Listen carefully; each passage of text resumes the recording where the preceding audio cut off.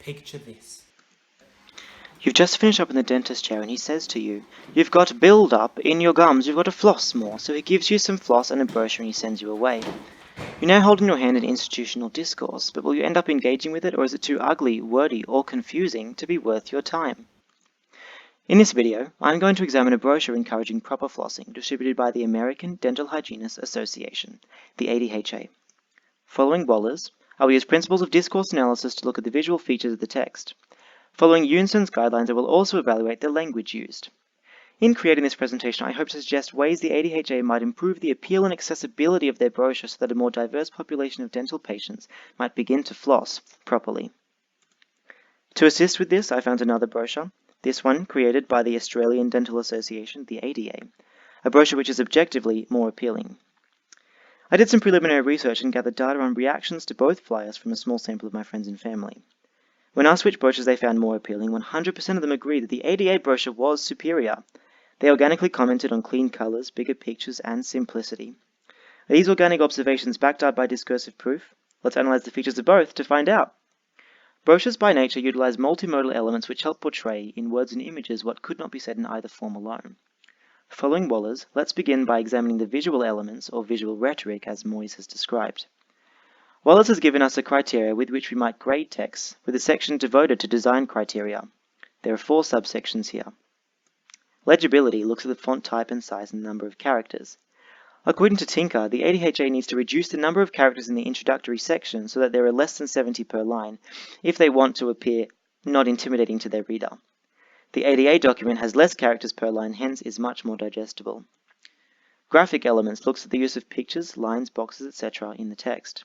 Unfortunately, the ADHA's pictures are too small and they come at the end of the written information rather than before it, so they're less impactful.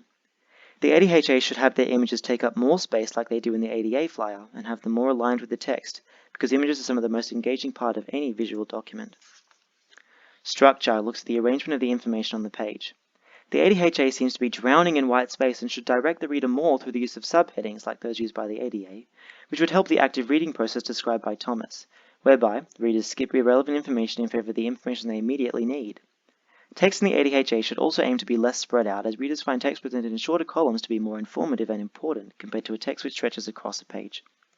Finally, impression takes note of the overall attractiveness of a document, which is crucial because it can be the determinant of whether or not a client actually reads the text. The ADHA should have more elements which serve a stylistic function, portraying to readers the tone and readability of the document to attract more readers. Like in the ADA brochure, the ADHA should add more colour and round off the edges of their graphics to take off the harshness. Now let's turn from the visual features to the language features. Since these brochures are discourse between a company and a client, it is so important that the language used is effective and clear.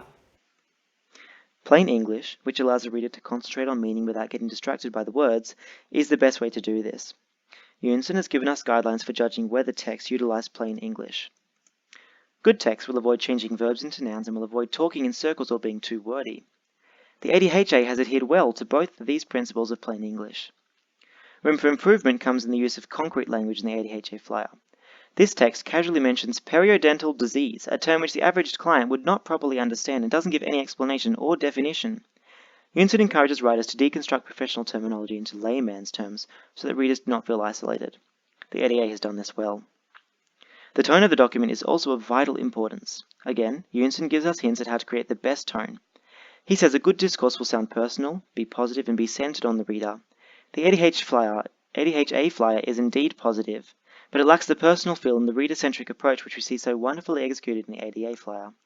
The ADHA should use more first and second person pronouns to nurture a more welcoming tone for the reader. Finally, we will put each document through the Flesch reading measure test. A text which scores below 60 on this scale is considered too difficult for an average reader, yet the ADHA brochure's introduction scored 34. To fix this and hence become a more universally readable text, the ADHA should remove some of its multisyllabic words and shorten its sentences, just as Scopel and Herc suggest. And that's all we've got time for today. By deconstructing the visual and language elements of the ADHA brochure, we have discovered specific flaws in the ADHA design. But there is still hope. If the ADHA just follow the simple guidelines I have put in this video and try to emulate the more simple design of the ADA brochure, Perhaps there will be more people engaging with dental discourse, and flossing won't be such a novelty. Thank you.